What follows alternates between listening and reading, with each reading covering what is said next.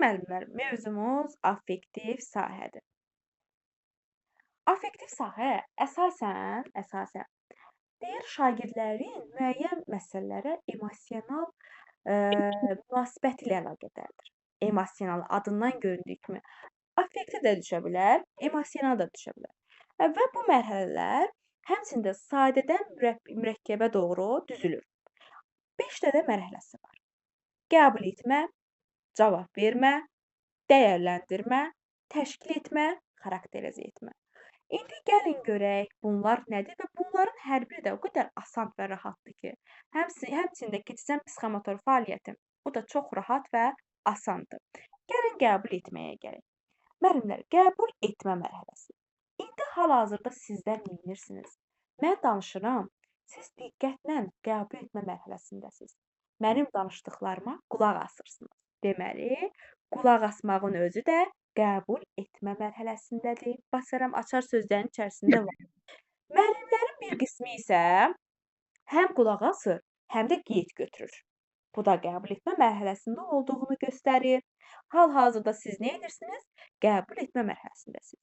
Və nəzərinizə çatdırım ki, uşaqların yaxşı qəbul, yəni diqqətlə qulaq asması üçün sizin dərsinizə birinci müəllim özü dərsini cəlbedici qurmalıdır. Yəni motivasiya birinci başlanğıcda düzgün qurulmalıdır ki, şagirdlər dərsə həvəslə yanaşsınlar, dərsi diqqətlə qulaq assınlar. Bax, sizə belə bir şey deyim. Bəzən müəllimlərin çoxunun bu problemidir. Gedirsiniz evə, axşam olur, müəllimlər birdən qrupa yazırlar, şagirdlər yazır ki, müəllim, bu gün dərsimiz haraydı? Demək, həmin şagirddə qəbul etmə mərhələsi olmayıb, qəbul etmə mərhələsi zəifdir. Çünki qulaq asmayıb, qəbul etməyib. Siz tapşırığı vermisiniz, şagird indi yerini bilmir. Və yaxud da ki, məsələn, tapşırıq vermisi gedir yoldaşından soruşur ki, müəllim nə verdi? Demək, sizə diqqətlə qulaq asmayıb, dinləməyib, onda qəbul etmə mərhələsi zəifdir. Bu oldu qəbul, məsələn, nümunələr nə deyə bilərik? Müzakirə zamanı qeydlər aparın, başqalarına diqqətlə qulaq asın, sonra diqqətinizi toplayın, fəal dinləyici olun. Biz bu tapşırıqlarla, bu nümunələrlə şagirdlərdə qəbul etmə mərhələsini inkişaf elətdirə bilərik. Bu oldu bizim qəbul etmə mərhələmiz. Vəssalam, bu qədər. Qəbul etmə mərhələsi bu qədər asan və sadə. Sonra gəlirik nəyə? Bir dəqiqə. Bu niyə belə getdi? Bu niyə belə oldu? Sonra müəllimlər gəlir, PDF yenidən göndərirəm sizə. Sonrakı mərhələmiz cavab vermə mərhələsidir müəllimlər. Cavab vermə. Buna reaksiya vermək də deyirlər. Bax, qəbul etdiniz, mən danışdım, siz qəbul etdiniz. Məsələn, mən danışa-danışa, misal üçün, Kəmalə müəllimə qayıdıb deyir ki, Rəsmiyə müəllimə, mən qəbul etməni başa düşmədim. Məsələn, onu bir də deyə bilərsiniz. Baxın, siz Kəmalə müəllimə reaksiya verdi. Bunun özü ilə cavab vermədi. Reaksiya verdi mənim danışığıma. Və yaxud da ki, müzakirələrdə, məsələn, qruplarda müzakirə təşkil edirsiniz, aktiv müzakirələrə girir. Demək, həmin şagirddə cavab vermə mərhələsi inkişaf eləyibdir. Və yaxud da ki, təqdimat, tapşırığı təqdim eləyir. Tapşırığı təqdim eləyən şagird qəbul etmə mərhələsində müəllimin dediklərini qəbul eləyir və artıq tapşırığı yerinə yetirir. Demək, cavab vermə mərhələsindədir. Və yaxud da ki, mövzu ilə bağlı suallar hazırlayır, suallar verir. Bu da cavab vermə mərhələsidir. Şagird deməli cavab verir, reaksiya verir və yaxud da ki, qaydalara əməl eləyir. Bu nə deməkdir? Baxın, mən deyirəm ki, uşaqlar, koridorda gedərkən bir-birinizi itələməyin, qaçmayın. Mən dedim, uşaqlar qulaq asdı, qəbul elədilər. Səhərsi gün şagirdlər cavab verdilər. Nəydən reaksiya verdilər, cavab verdilər? Koridorda qaçmamaqla, bir-birlərini itələməməklə. Demək, mənə qulaq asıblar, qəbul ediblər və indi də tətbiq edirlər, reaksiya verirlər, cavab verirlər bir növ mənim qoyduğum qaydaya. Bəli. Səsiniz gəlmir müəllimə. Aha, əgər dedik ki, deməli, mənim qoyduğum qayda idi da, uşaqlar mənə diqqətlə qulaq asdı. Artıq sonra nə oldu? Onları cavab verdilər. Cavab necə verirlər? Koridorda qaçmamaqla, bir-birlərini itələməməklə. Bu da onların reaksiyası idi, cavabı idi. Və yaxud da qayda qoyuram ki, uşaqlar sinifdə yekunda, məsələn, ətrafınızı təmizləyin, sonra çıxın sinifdən. Məsələn, uşaqlar qulaq asırlar, qəbul edirlər. Sinifdən çıxanda da ətraflarını təmizləyirlər, baxırlar, görürlər zibil falan qalmayıb. Çıxanda da təmizləyib çıxırlar. Bu da onların cavab vermə reaksiyasıdır. Bu da bir başqa cür cavab vermə və reaksiya. Bu da oldu bizim cavab vermə mərhələmiz. Tətbiq edir, sual verir, təqdimat hazırlayır. Bunlar hər biri cavab vermənin açar sözləridir. Açar sözlərə çox, nə deyim, vurğulamıram. Çünki birinin açar sözü digərində ola bilər. Sadəcə situasiyaya əsas diqqət edin. Situasiyaya, vəziyyətə uyğun olaraq testi tapın. Bu da bizim oldu cavab vermə mərhələmiz. Sonra gedirik dəyərləndirməyə. Dəyərləndirmə. Baxın, idraki sahədə də dəyərləndirmə var idi, eləmi müəllimlər? Buradakı dəyərləndirmə əsasən nədir? Əsasən buradakı dəyərləndirmədə hörmət etməyə, bölüşməyə, kömək etməyə meyilli olan şagirdlərdir. Öz yoldaşına dəyər verir, insanlara dəyər verir. Bu nə deməkdir? Baxın, elə bir ki, sinifdə əri görür ki, sinif yoldaşı Zaurun, məsələn, misal həll eləməsi çətinliyi var. Zaur ona kömək istəməmiş, əri ona köməklik göstərir. Yoldaşına bu dəyər verir demək. Ona kömək göstərir, ona dəyər verir. Və yaxud da ki, əri sinifdə qrup yoldaşları ilə müzakirəyə daha çox dəyər verir. Qrup yoldaşları ilə müzakirəyə. Məsələn, müzakirə var idi. Amma qrup yoldaşları ilə müzakirə, artıq yoldaşları ilə müzakirəyə daha çox önəm vermək. Bu, deməli, affektiv sahənin dəyərləndirmə mərhələsindədir. Və yaxud da başqa nələr deyə bilərik? Məsələn, dedim bayaq, dostlarının fikrinə hörmət eləyir, sinif yoldaşlarının zəif olduğu yerlərdə kömək göstərir, sonra yoldaşlarını müdafiə eləyir, təşəbbüs göstərir. Sonra mövzunu daha dərindən öyrənməkdən ötrü deyir, yoldaşları ilə müzakirə aparır. Əsasən dəyərləndirmədə müəllimlər yoldaşlara sözü görəcəksiniz. Əsasən deyirəm. Yoldaşları ilə müzakirə var, yoldaşlarına kömək eləyir, dəstək göstərir, yoldaşı ilə bölüşür. Bunlar hər biri dəyərləndirmə mərhələsinin xüsusiyyətləridir. Başqasının rifahını yaxşılaşdırır, vəziyyətini yaxşılaşdırır. Bunlar hər biri dəyər verir, dəyər verdiyini göstərir. Bunlar hər biri dəyərləndirmə mərhələsinin xüsusiyyətləridir. Affektiv sahədəki dəyərləndirmənin xüsusiyyətləridir. Sonra gəlirik təşkil etməyə. Təşkil etmə. Bunun adı mahiyyəti ilə biraz fərqlidir. Necə yəni? Metakognitiv biliyi keçdik də müəllimlər. Metakognitiv bilikdə nə öyrəndik?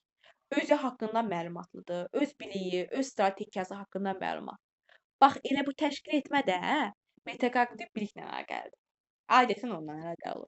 Məsələn, davranışı ilə bağlı məsuliyyəti, öz məsuliyyətini dərk eləməyi, özünün güclü, zəif tərəflərini bilir. Bu da təşkil etməyə aiddir. Sonra özünün qabiliyyəti, marağı, dəyərlərinə uyğun karyera plan qura bilir. Sonra şəxsi tələb və ehtiyaclarını digərlərinin maraqlarını nəzərə ala bilir. Ümumiyyətlə dedik ki, təşkil etmə nə ilə əlaqəli olur? Metakognitiv bacarıqlarla və yaxud da metakognitiv biliklə. Bunu yadımızda saxladıq. Özü ilə bağlı məlumatlı təşkil etməyə adətən götürülür. Sonra, bu da oldu bizim təşkil etmə mərhələmiz. Sonrakı mərhələmiz xarakterizə etmədir. Adından göründüyü kimi müəllimlər, adı ilə mahiyyəti demək olar ki, eynidir. Bir insanın hansı xarakterlə tanınırsa, bu xarakter necə yəni? Orada həmişə, daimə, hər zaman görürsünüzsə, bu xarakterizə etmədir. Mən deyirəm ki, sinifdə Lalə hər zaman öz çalışqanlığı ilə seçilib. Artıq bu onun xarakterinə çevrilib. Bax, hər zaman deyirəm, hər zaman. Və yaxud da ki, müəllim görür ki, Səbuhi, müəllim deyir ki, Səbuhi həmişə tədbirlərin təşkilində fəallıq göstərib. Ona görə bu səfərki tədbirin təşkilini yenə Səbuhiyə tapşırır.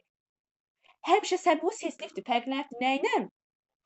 Tədbirin təşkili ilə. Bax, içində fərqlənmə var. Daima açar sözlər, başqalarından seçilmək, ətrafında tanınmaq, həmişə, ənənəvi olaraq hər zaman. Bu açar sözlər də hansına aiddir? Xarakterizə etməyə. Bir də xarakterizə etmədə nə var? Xarakterizə etmədə deyir ki, qoyun tapım sizə deyim. Məsələn, fikirlərin müzakirəsi var. Obyektiv və obyektivlik nümayiş elətdirmək və problemin həllinə xarakterizə etmədə, obyektivlik nümayiş elətdirmək var. Sonra insanların necə göründükləri yox. Daha sonra dəyərinə, olduğuna, o necə olduqlarına görə dəyər verir. Bu nə deməkdir? Bax, belə bir ifadə var, deyir, insanı geyiminə görə qarşılayıb, ağlına görə yola salmaq. Bu da onun kimi bir şeydir. Xarakterizə etmə mərhələsindəki insanlar insanın görünüşünə yox, xarakterinə görə dəyər verirlər. Bax, elə bir dənə məclisdir, hər kəs orada belə deyim, yüksək səviyyədə geyinib gəlib. Amma bir insan onları kimi yüksək səviyyədə geyinməyib, amma onun xarakteri bəlkə də digərlərindən ən üstündür.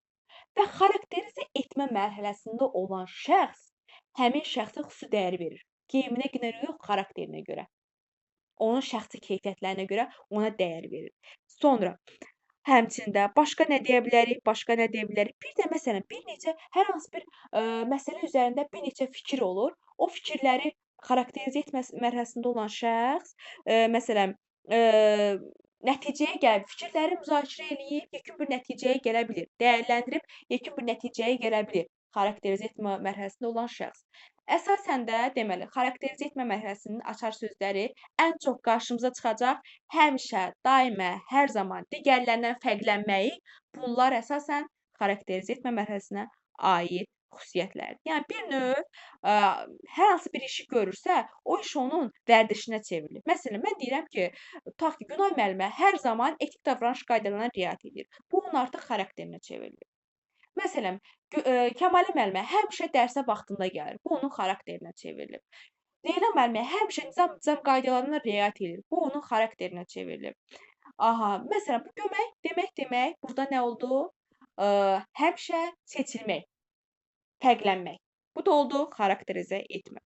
Bu emosional və yaxud da affektiv sahəmizlə bağlı olan mərhələlərimiz bu qədər.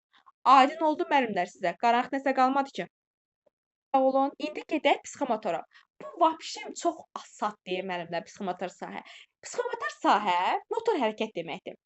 Psixomotor sahə müəllimlər hərəkətlə bağlı olur. Məsələn, yazı yazmaq olsun, şəkil çəkmək olsun, sonra tətbiq, laboratorda tətbiq etmək olsun, musiqi alətində ifa eləmək olsun. Hərəkət var da, icra var. Və bunun da özünün mərhələləri var. Adları belə qəliz görsənir, amma mahiyyəti o qədər asaddır, o qədər asaddır. Deməli, birinci imitasiya, ikinci manipulyasiya, üçüncü dəqiqlik, dördüncü artikulyasiya, beşinci təbiiləşmə. Bu ardıcıllığa diqqət edin ha, yəni sadədən mürəkkəbə doğru gedir həmişə. Bax, imitasiya nədir müəllimlər? İmitasiya. İmitasiya odur ki, kopyalamaq. Qarşıdakı hansı hərəkət edirsə, həmin şəxs onun hərəkətinə baxıb kopyalayır. Baxın, rəqsə ged yazılmısınız, tutaq ki, Nərmin müəllimə, yaxud Şəfqə müəllimə öz övladını rəqsə yazdırıb. Rəqsə yazdıranda, uşaq təzə-təzə başlayanda müəllim neynirsə onun hərəkətlərinə baxıb eləyir. Müəllim tutaq ki, əlin aparır qulağın dibinə qoyur, əlin qaldırır, uşaq da qaldırır, ayağını qaldırır, uşaq da qaldırır. Hərəkətləri olduğu kimi eləyirsə, bu imitasiyadır. Və yaxud da idman müəllimləri, uşaqlara hərəkət göstərirsiniz, səhər idmanı, deyirsiniz əlinizi qaldırın, səhər isinmə hərəkətləri, sonra ya bilim qaldırın, yendirin. Deyirsiniz, həm də özünüz göstərirsiniz ha, hərəkətlərinizi göstərirsiniz. Uşaqlar da sizə baxıb eləyir. Siz canlı bir model kimisiniz elə bir onların, nümunəsiz. Və yaxud da ki, elə YouTubedan nəyəsə baxırlar uşaqlar. Hərəkətlərə baxırlar. Tutaq rəqsə baxırlar, kimisə hərəkətinə baxırlar, olduğu kimi icra eləyirlər. İdman hərəkətlərinə baxırlar, olduğu kimi icra eləyirlərsə, bu oldu imitasiya. Vəssalam, imitasiya budur. Gördüyünü kopyalayır, olduğu kimi icra edir. Canlı bir model var onun gözünün qabağında. Bu, necə deyim, onlayn da ola bilər, onlayn şəkildə, məsəl üçün, yendirəm, YouTubedan da qoyub baxa bilər canlı modelə və yaxud da ki, elə canlı olaraq müəllim yanına gedir və yaxud da ki, müəllim onu başa salır. Bu da oldu, nə? Oldu imitasiya. Sonra gəlir manipulyasiya. Manipulyasiya da bilirsiniz nətərdir? Artıq canlı model yoxdur. Yəni, hərəkətlərini göstərmir. Sizə səsi ilə deyir. Bax, idman müəllimsiniz, bayaq nə arırdınız? Əllə qolla deyirdiniz ki, əlini qaldır, özünüz də qaldırırdınız. Əlini yendir, özünüz də yendirirsiniz. Deyir, göstərirdiniz. Amma indi sözlə deyirsiniz, amma özünüz əl-qol hərəkət eləmirsiniz. Deyirsiniz ki, uşaqlar, əlinizi qaldırırsınız, sağa dönürsünüz, sola dönürsünüz, amma özünüz heç nə eləmirsiniz, icra eləmirsiniz. Sadəcə sözlə təlimat verirsiniz. Və yaxud da yazılı şəkildə təlimat. Yazılı şəkildə təlimata nə nümunə verə bilərəm? Bax, mətbəxə getmisiniz müəllimlər, nəsə hazırlamaq istəyirsiniz. Tutaq ki, bir dənə salat hazırlamaq istəyirsiniz. Deyirsiniz ki, əlimdə bir dənə bu reseptdir. Resept var. Bu yazılı reseptdə açım oxuyum görüm nətərdir bunun resepti. Açıb oxuyursunuzsa, bu da yazılı təlimatdır. Bu da yazılı təlimata əsasən nəsə hazırlayırsınızsa, bu da oldu manipulyasiya. Bax, misal üçün deyim. Misal üçün mənim İbrahim müəllim getmək istəyir harasa, tutaq getmək istəyir, kimgiləsə, zəng eləyir, tanıdığı birindən, deyir ki, mən filan yolu yadımdan çıxartmışam, zəhmət olmasa mənə səslə deyə bilərsən? O da deyir ki, İbrahim müəllim, düz gedirsiniz, sağa dönürsünüz, orada bir dənə market görəcəksiniz, marketin yanında bir 6 mərtəbəli bina var, bax, binanın 3-cü mərtəbəsində. Bax, sözlə deyir ha, sizə təlimat verir sözlə. Siz sözlə gedib çatırsınızsa, bu olur manipulyasiya. Aydın oldu manipulyasiya nə deməlilər? Aydın oldu mu? Bəli, bəli, bəli. Sonra Bəli, müəllim. gəldik dəqiqliyə. Dəqiqlikdə artıq müəllimlər. Bax, imitasiyada hər iki kimsə sizə göstərdi elədiniz. Manipulyasiyada göstərmir, səslə deyir. Amma artıq dəqiqlikdə nə səs var, nə görüntü. Dəqiqlikdə sizə deyirlər ki, məsələn, öyrətmisiniz uşaqlara tullanma hərəkətini, deyir ki, tullanma hərəkətini normativlərə uyğun köməksiz və dəqiq yerinə yetir. Bu tullanma hərəkətlərini birinci uşaqlara özünüz göstərdiniz. İkinci göstərmədiniz, səslə dediniz. Üçüncüdə deyirsiniz uşaqlar, özünüz artıq sərbəst şəkildə gedin eləyin. Dəqiq yerinə yetirin. Artıq mən sizə kömək eləmirəm, köməksiz. Dəqiqlikdə artıq kömək yoxdur. Uşaqlar artıq özü sərbəst yerinə yetirir. Ola bilər ki, kör-körənəlik ola bilər. Kör-körənəlik yerinə məsələn, bax təkrar deyir. Yerinə məsələn, hansı bir alətdə düzəltmək olsun. Uşaq heç yerə baxmır. Nə bir təlimata baxır, nə kiminsə əlinə baxır. Özü səhv elədi, təkrar bir də eləyir. Səhv elədi, təkrar bir də eləyir. Müstəqil işləmək var. Müstəqil işləmək dəqiqlikdə. Burada ideallıq yoxdur ha. Uşaq səhv eləyə bilər. Dəqiqlikdə sadəcə sərbəst yerinə yetirir. Artıq sərbəst şəkildə, köməkçi şəkildə, məsələn, bildiyin reseptə əsasən salat hazırla. Əvvəl salatı necə? Reseptə baxıb hazırlayırdıq manipulyasiyada. Amma da artıq özüm sərbəst şəkildə bildiyim reseptə əsasən salat hazırlayıram. Bu oldu dəqiqlik. Sonrakı mərhələ. Sonrakı mərhələmiz də nədir? Sonrakı mərhələmiz də artikulyasiyadır. Artikulyasiyada nədir müəllimlər? Artikulyasiyada isə bir neçə fəaliyyəti bir anda həyata keçiririk. Müxtəlif fəaliyyətləri eyni anda yerinə yetirmək. Bax, bu nə deməkdir? Bax, misal üçün, deyirəm ki, Novruz bayramı ilə bağlı videoçarx hazırlayın. Uşaq videoçarx hazırlayanda həm orada səs olacaq, həm görüntü olacaq, həm musiqi olacaq. Bir neçə materialı eyni anda təqdim eləməyəcəkmi? Eləyəcək. Və yaxud da məsələn, deyirəm uşaqlar, gedin, məsələn, oyuncaq hazırlayın. Uşaq oyuncaq hazırlayanda orada bir neçə materialdan istifadə eləyəcək də.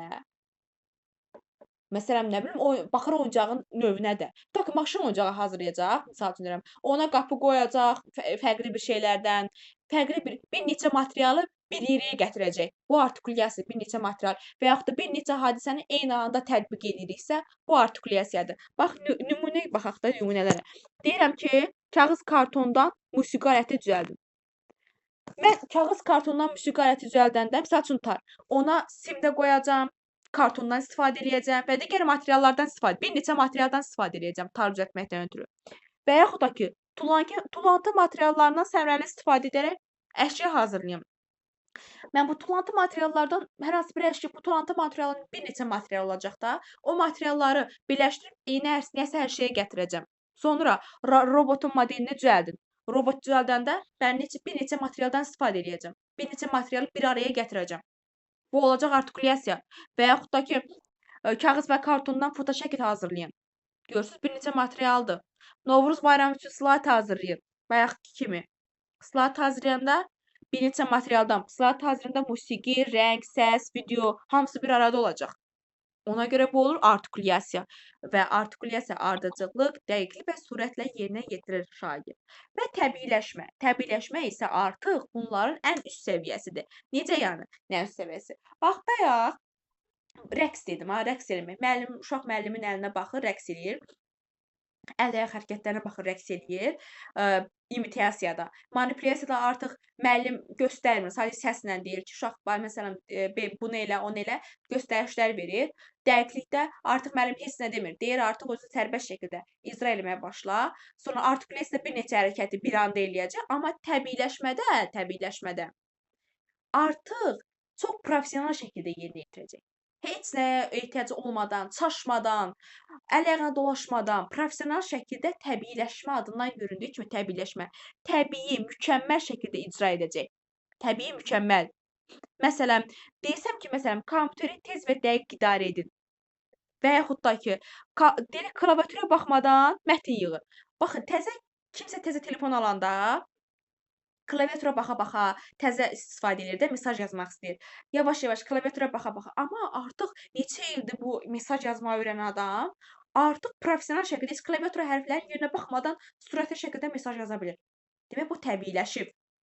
Və yaxud da ki, basketbola top atmaq istəyir. Əks istiqamətdə professional şəkildə atır, əks istiqamətdə. Ha, artıq bu təbiiləşib, onun təbiiləşməli olduğunu göstərir.